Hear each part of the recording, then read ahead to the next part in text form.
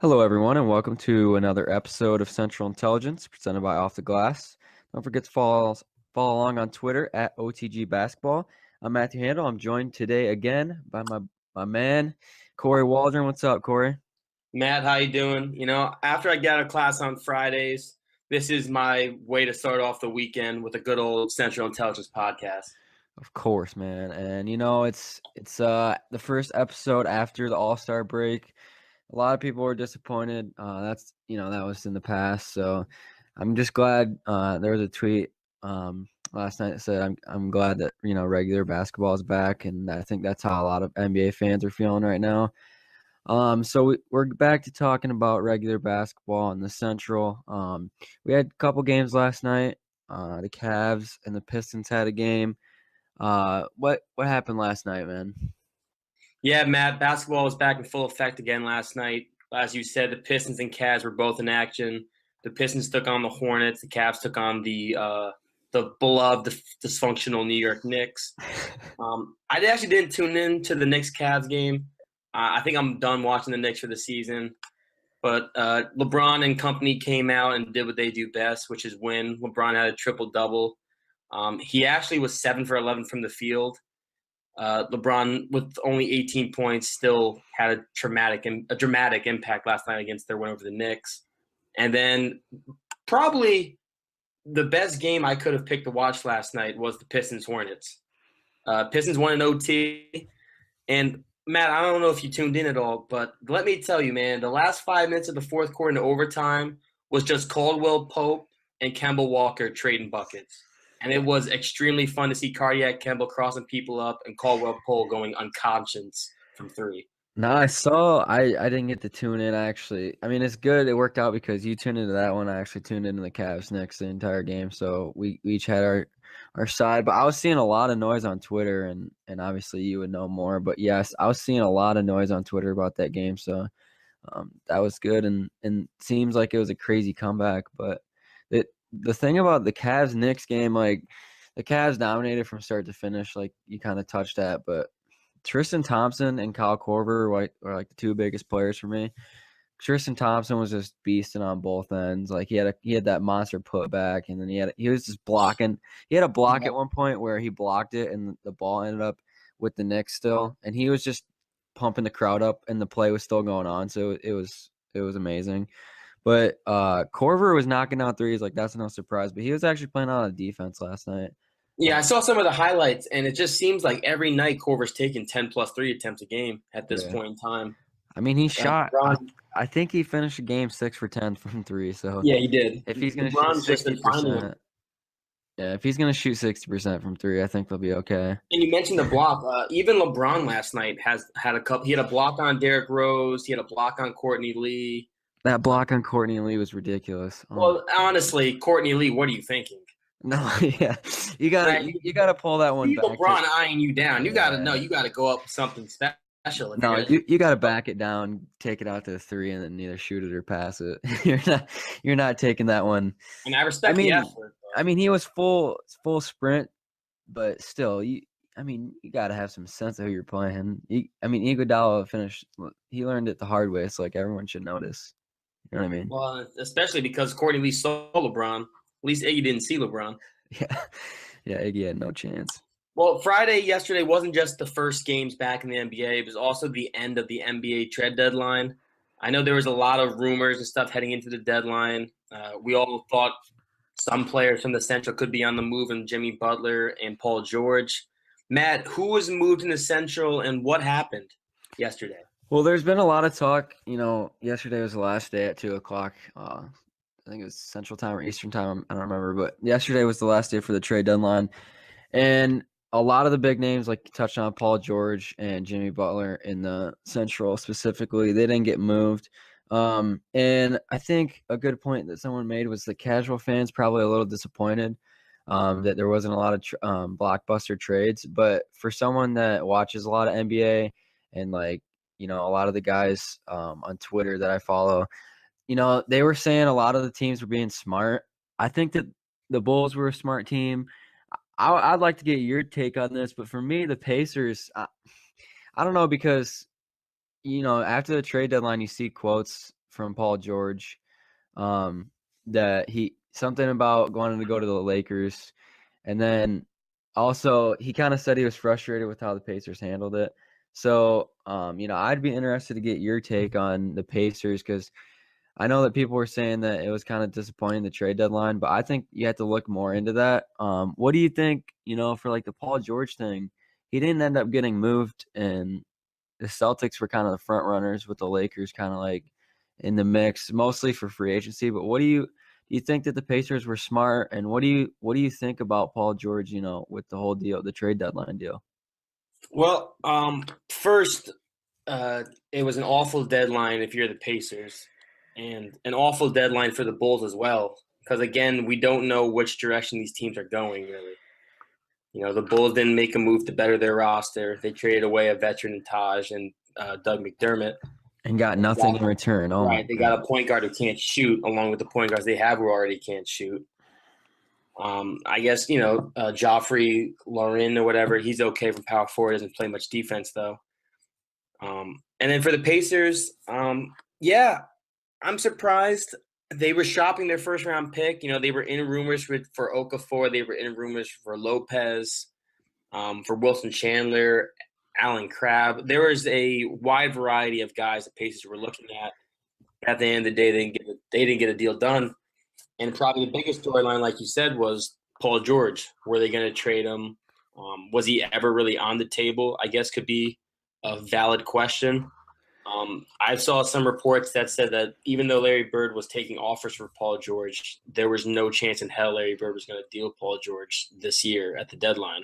Well, they didn't even, like you said, they didn't even bring any better pieces in. So what do you think what do you think the chances are? Like, if you had to put a percent on, what do you think the percentage is that he stays after this year? Or Well, when he's here. He's when here he, until when he 220. becomes a free agent, that's what, 18? Well, I mean, first, I said that I shared some thoughts on Twitter yesterday. Larry Bird and the Pacers brass just put so much pressure on themselves for this offseason already. Mm-hmm. Because now you're pretty much tied into bettering this roster in a small, 2-month window. Because if they don't make this roster significantly better by next deadline, Paul George probably will be on the move next deadline. And they're gonna get screwed because now they lost Paul George and they didn't get any better pieces for him. Like if they to be honest, they had to look at themselves and be like, okay, well, we didn't get any better pieces, and like you said, there's so much more pressure on them with that smaller window. And if they don't get anything done, Paul George is definitely gonna walk. And I mean, if they would have maybe looked at that at the trade deadline, they could have got some pieces like just full rebuild mode because once Paul George leaves, if he does leave, whether that's free agency or whatever you have it, this team's definitely going to be in rebuilding mode. And the good thing is, though, keeping Paul George, though, is you still now, when you're a free agent, to be someone else, like a Gordon Hayward. I'm just throwing out a name. I don't think he's going to Indiana, but you can now at least sit down still this offseason with those kind of players because you have Miles Turner and Paul George. That's true. So they still have the showing that players might still want to come to Indiana to play with those two guys, which is probably the only bright thing. It's probably what Larry Bird is thinking. There's, for example, I think the Hayward will be on the Pacers' radar this offseason. Yeah. He's from Indiana. He played at Butler. I wouldn't be surprised if they tried to bring home another homegrown superstar to pair with Paul George. Yeah, but Monte Ellis can't play the two. But the thing, so you think Hayward would move to the 2 then? No, I think Paul George would move back to the 2, and then Hayward would just play the 3. Oh, dang. That'd be a monster lineup, though. It's a lot of, that's a huge 2K what if. That's almost like a 2K deal. Well, like we talked about with the Taj, like this is going back a little bit, but to the Taj Gibson thing, when I first saw that, obviously for our division, a team that's in our division, the Bulls, I thought that was an awful trade. I mean, there's more, it's not as easy as we would like to, assume and make it. There's obviously stuff that happens behind the scenes. I mean, the Kings deal was one thing with DeMarcus Cousins. That was just trash. But I think there's more things that go on behind a deal like this. But I was really excited for OKC. I know they're, that's kind of out of our division, but I was just really glad that Taj can go. And I think Doug McDermott will give them some scoring and a little bit of defense too. So I'm glad Russell can get some more players. But for the Bulls, I just thought that was a really, really bad trade. Yeah, it wasn't a good move for the Bulls. Like I touched on it a second ago. With the Cameron Payne thing, it was questionable. But like you said, that trade 100% makes the Thunder a lot better. Because And Doug McDermott will find minutes in OKC. He'll have a chance to better the slump he's having his sophomore year. And Taj Gibson is he's a veteran. He's a Jimmy leader. but Jimmy He's Butler's tall. got to be pissed, dude. Jimmy Butler has to be mad because they didn't do anything they did something at the trade deadline, but it made their team worse. And Jimmy's still on the team. I know Jimmy said that he doesn't want to move. I mean, he just came out with the quote today that said he's happy with, where they're at and everything. But I don't know. Well, for them, I think they're in the same boat, Matt. You got to think. They traded away Taj. Dwayne Wade's on a 1-year deal. Rondo likely will be traded this offseason. So you got to think they're just clearing house to now officially build around Jimmy Butler. I think that's what Chicago's trying to do now. yeah, but I mean, I think the Pacers have a different deal with the free agency because who's going to want to go? Would you want to go play in Chicago if you were in your prime as a superstar? I know Jimmy's there, but they don't have any other It pieces, depends on man. the pieces. I mean, right now, no. The Chicago Bulls are at least 2 years away from even being relevant at this point, I think. They Because need two outside more of Jimmy pieces. Butler and Dwayne Wade, there isn't much. They need a point guard and they need another superstar. So it's gonna Well, be they really need shooting. yeah. They don't have very much shooting, and that's going to continue. That's going to be a continuous issue for them down the stretch. Yeah. And so I don't know. I thought the Pacers were smart. But I don't know. It was definitely not, I think that the DeMarcus Cousins thing, that started out awesome, which I think is going to be really cool to see.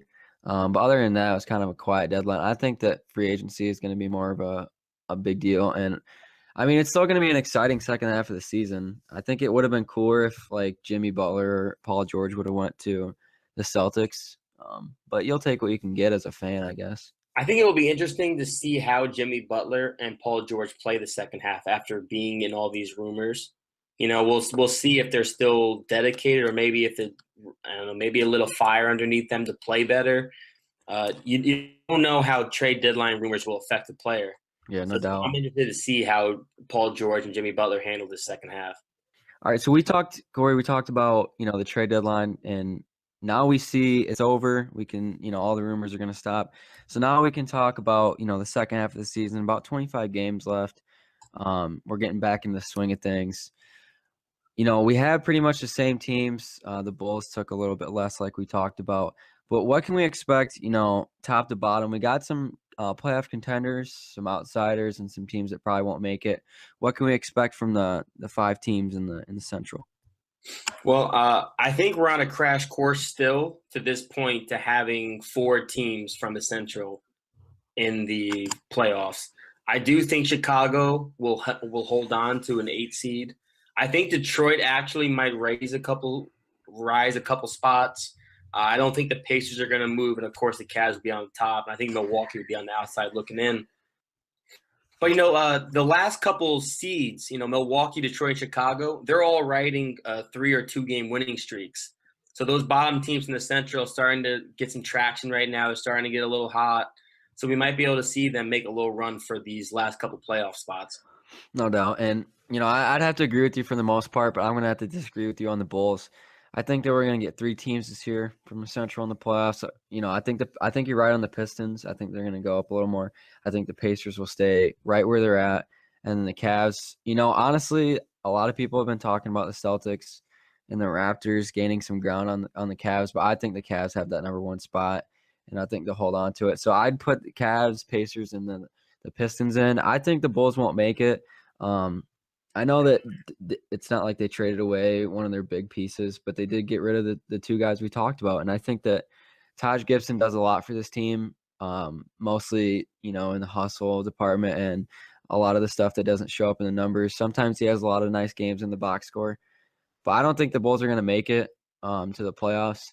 Whether that hurts them or affects them in any way in free agency, I think like you talked about earlier, I think that D-Wade and I don't know where D-Wade's going to go, but I think that it was a disaster bringing him in. I mean, it looked nice and it sounded nice, but I don't think it's gone, the way that – I don't know what they expected. I mean, we wanted him to coach up the younger players, but it doesn't seem like it's having the greatest effect. Rondo's definitely gone. But as far as looking at the second half of the season, the Bucks aren't going to make it. And once that Jabari injury happened, I think that everyone kind of realized that. Yeah, we were in a consensus with the Parker thing. That was a blow. Without a doubt. So for me, I don't think the Bulls are going to make it into the playoffs. But I mean, they're right. They're borderline. And to be honest, it's nice to make the playoffs, but I don't know. I just don't. Even if they do make the playoffs, obviously, I don't think who takes out the Bucks. I mean, who takes out the Bulls and the Bulls don't make the playoffs? Well, the Hornets are going to be right there, right? I mean, they're gonna. I think that the Pistons would probably just sneak in. I know you asked about the Bulls, so the Pistons will probably sneak in, but because you got the Bucks. I'm looking at it's gonna be either Miami or Charlotte. All right. You think Miami can sneak in? Yeah, because they're only 2.5 games back. They have a better shot right now than the Hornets, but I think that the Hornets obviously haven't played up to their expectations. A lot of people had them as like a 6 seed before the season. Well, they had that off. They lost 5 in a row right now. They're 1 for their last 10, so they've definitely hit a rough patch in the season. Yeah, and I think that the All-Star break will be really nice for them. I mean, the Bulls are they're only 2 games ahead of the Bucks right now. And I know we've talked about the Bucks. They're probably going to drop a lot more in the second half of the season because they had some nice padding when they had Jabari. I don't know. It's either, to me, what do you think? I mean, to me, it's either Miami or the Hornets. Yeah, I mean, Miami's played well above their ceiling so far. Yeah. But I could definitely see the Hornets sneaking in, especially last night, the way they played. They blew an 18-point lead, obviously, which is never good. But they looked really good through 3 quarters. Yeah. Matt, it's Friday. So this is a Friday ritual. Tell me what I'm watching tonight. So we got 3 teams in action. We got the Pacers, the Bulls, and then the Bucks. The Pistons and the Cavs. The Cavs played last night. So the Pistons and Cavs aren't going to play. The Bulls are going to take on the Suns at home, and then the Bucks are going to host the Jazz. But the game for me tonight is that Pacers team we've talked about so much, Paul George. They're hosting the Grizzlies tonight. That's going to be at 6:00. I'm safe to say you'll probably try to watch that, or you'll be watching the updates on that game. I think that with all the trade rumors and we've talked about it so much, how it affects a player, I think Paul George is going to come out tonight and really have a statement game. And it's going to be important for me to see the guys around Paul George. This is a game. These games after the break are they're going to show Paul George what he should do in the free agency. So, and with a good Grizzlies team coming in, I know they're favored by 1 for the line, but what are you thinking about that game tonight for them? I definitely think Paul George needs to come out and make a statement. I definitely think it's just one of those games where a superstar kind of like puts the media to rest or quiets down the media. I know his teammates will likely come out with some fire as well to show Paul George, they want to have a strong second half. They don't want him to leave. It's either going to go one or two ways. They're either going to completely blow out the Grizzlies, I believe, or they're going to get blown out. So a part of me thinks that this Pacers team is going to lose tonight and lose 7 in a row. Oh my, that's a hot take. I think it's going to be. I think Paul George is going to have a solid game, but I don't know. Marc Gasol against Miles Turner. Marc Gasol is an absolute monster. Who do you think has the better game tonight, Mike Conley or Jeff Teague? Mike Conley. Grizzlies are home in the grind house. They're a strong team. Oh, that's in the Pacers' house. Oh, they're at the field house? Yeah. Okay, all right. Let me slightly adjust this. Does that change you? Yeah, it will be a close Pacers loss. Okay. So you're going close Pacers loss. You still sticking with Conley? Because I think Teague's gonna have a good game tonight. I'm saying Marc Gasol has a big game tonight. Okay, but you think so? Marc Gasol and you're gonna. What's your Marc Gasol and Paul George both have strong games. Pacers lose by 5. Okay, I'm going. Paul George has another 30 scoring night. And I'm going Pacers by 5 on this one. So, nice little contrast. So that's going to be our first contrast of the second half of the season. But as far as the second half of the season goes, it's obviously super important. The first 2 weeks, or so, first 5 games or so after the All-Star break's huge for especially the teams that are kind of trying to make the playoffs or trying to make that push to the top 5 seeds. So what do you think for the Central coming up this, until our next episode next Friday? There, we got some games coming up. Give me that game that I should be circling on my calendar. Wednesday, Matt. Tune in Wednesday to ESPN. That team that leads the conference, the Cleveland Cavaliers, they take on the Boston Celtics. Oh, at TD Garden. Avery Bradley is questionable for tonight, but he will be back by Wednesday.